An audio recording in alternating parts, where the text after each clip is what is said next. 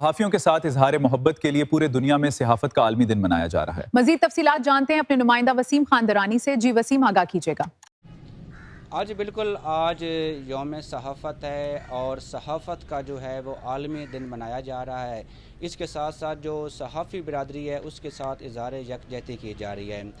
آج ہمارے ساتھ موجود ہیں ہم نیوز کے ڈسٹرکٹ رپورٹر اور جنرل سیکرٹری پریس کلب کے۔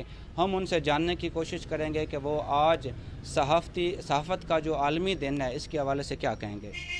جی دیکھیے گا، صحافت جو ہے چوتھا ستون ہے پاکستان کا۔ صحافی برادری نے انڈیا کے ساتھ ہماری جنگ ہو اس حوالے سے عالمی سطح پر جو ہے پاکستان کا جو تشخص اجاگر کیا ہے وہ قابل تحسین ہے۔ اسی طرح صحافی برادری کو بے شمار مسائل کا بھی سامنے انہیں تشدد کا نشانہ بنایا جاتا ہے۔ اس کے لیے قانون تو بنائے گئے ہیں حکومت پاکستان کی جانب سے، مگر اس پر جو عمل درآمد ہمیں نظر نہیں آتا۔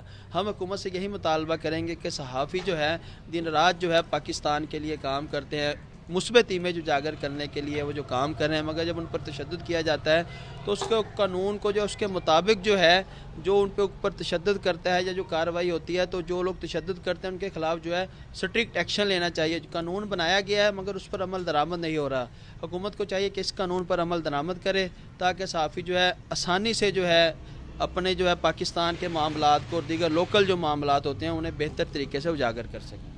جی بالکل، جیسے آپ نے ڈسٹرکٹ رپورٹر ہم نیوز جب عبداللہ جبار کی بات سنی، ان کا یہی کہنا تھا کہ جو صحافی دن رات مسائل کو اجاگر کرتے ہیں، ظلم کے ساتھ آواز اٹھاتے ہیں، جب ان پر تشدد کیا جاتا ہے تو وہ ریاست کا حق ہے کہ وہ صحافی کو جو ہے وہ ریلیف دیا جائے۔